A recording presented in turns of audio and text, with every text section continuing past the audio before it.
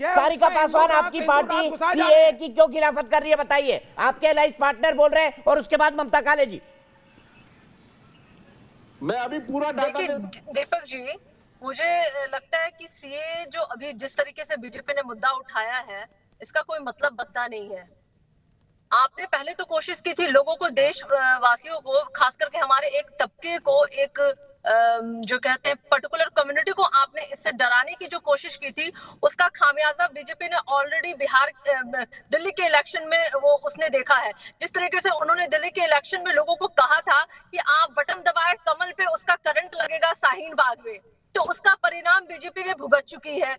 किस तरीके से करारी हार बीजेपी को देखना पड़ा दिल्ली के इलेक्शन में, और उसके बाद वही हाल उनका झारखंड में भी रहा, और अब आने वाले टाइम में बिहार में भी होगा, और इसके बाद बंगाल में भी वही हाल इनकी होने वाली है।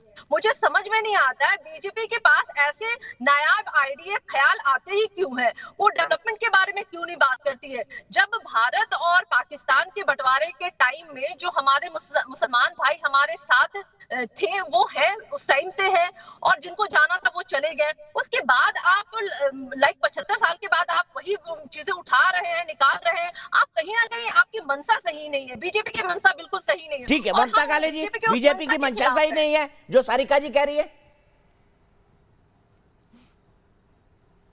देखिए दीपक जी, जो ये लोग बातें करते हैं ना, मुझे सुन के बहुत हंसी आती है, सीरियसली आती है, क्योंकि किसी ने मतलब जो बातें की जा रही है सिर्फ राजनीतिकरण उनका करने की बात की जा रही है। लेकिन आप मैडम, ये इनका दीपक जी, ये लेडी का आप बंद करवाइए ऑडियो।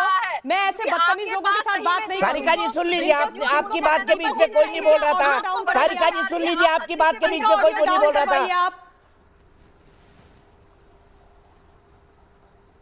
ये जो भी हैं, ये जो भी जहां की भी प्रवक्ता हैं बहन जी, इनको बोलो थोड़ी सभ्यता सीख के आए। दीपक जी, मैं जब ये बोल रही थी तो मैं शांत थी, थोड़ी सभ्यता सीखें और दूसरों को बोलने दें। इतनी सभ्यता रखें। ये जिस भी पार्टी को ये बिलोंग करती है उस पार्टी में शायद ऐसी चीजें इनको सिखाया नहीं जाता है। Can you shut your mouth madam and let me speak? Can you keep quiet and let me speak madam? Can you आप चुप रहेंगी? अरे आप चुप रहेंगी?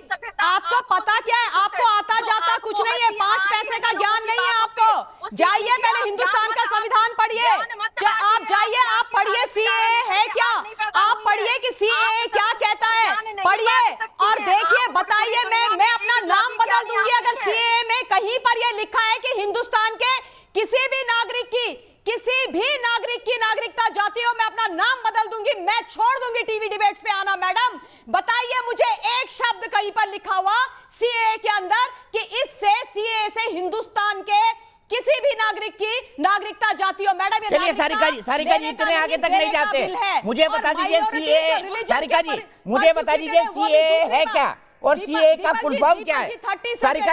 सारिका जी आप तो इतनी विद्वान है, मुझे सिर्फ इतना बता दीजिए सीएए का फुल फॉर्म क्या है? सिटीजन अमेंडमेंट बिल कहा जाता है दीपक। अब आप ऐसा भी मत सोचिए, आप तो लगता है मुझे भी 9वीं पास सुनाते ही रह जाएगा आप लोग को पता नहीं ऐसा क्यों लगता है। सर आपके नेता के बारे में कहते हैं, मेरे बारे में नहीं। और वैसे ये सिटीजनशिप अमेंडमेंट बिल नहीं है, सिटीजनशिप अमेंडमेंट एक्ट है। बड़े ज्ञानी पुरुष है, लेकिन आप सबके ना इस तरीके से इंटेलिजेंस का आप मत कीजिए। आप सभी अभी आपने बहुत बड़ा झूठा पकड़ दिया सारिका मैडम। अभी आपने सीएए का गलत फुल फॉर्म बता दिए, पढ़ के आइए। अरे सारिका जी पढ़ के आया कीजिए। अरे ज्ञान अपना ज्ञान वर्धन करके आया कीजिए। आपको नहीं पता सीए का फुल फॉर्म, गलत शलत बोल रही हैं आप। दूसरी बात जो आप बोल रही है ना, ये जो इसके बारे में हमारे देश के बापूजी ने, आदरणीय महात्मा गांधी जी ने, राष्ट्रपिता जी ने इस बात की पैरवी करी थी। जरा पढ़ के आइए कि बापू ने क्या बोला था, पढ़ के आइए बापू ने क्या बोला था। जो रिलीजन के आधार पर, धर्म के आधार पर परसिक्यूटेड माइनॉरिटीज है इस्लामिक नेशन में, उनके बारे में बापू ने क्या बोला था। मैडम सारिका, थोड़ा अपना ज्ञान बढ़ा के आप नेशनल टेलीविजन पे आया कीजिए। वैसे सारिका जी उड़वाया कीजिए अपना। सारिका जी 9वीं पास बात आपने किसके लिए कही थी? आपको कुछ नहीं। ममता जी एक सीरियस सवाल है सारिका जी से। सारिका जी 9वीं पास वाली बात आपने किसको संदर्भ में रखे गई थी? 2003 में उस समय राज्यसभा के अंदर मनमोहन सिंह जी ने क्या बोला था, उनका पूरा भाषण निकालिए। जब वो लीडर ऑफ ऑपोजिशन थे, अपर हाउस में उन्होंने क्या बोला था, जरा पढ़िए।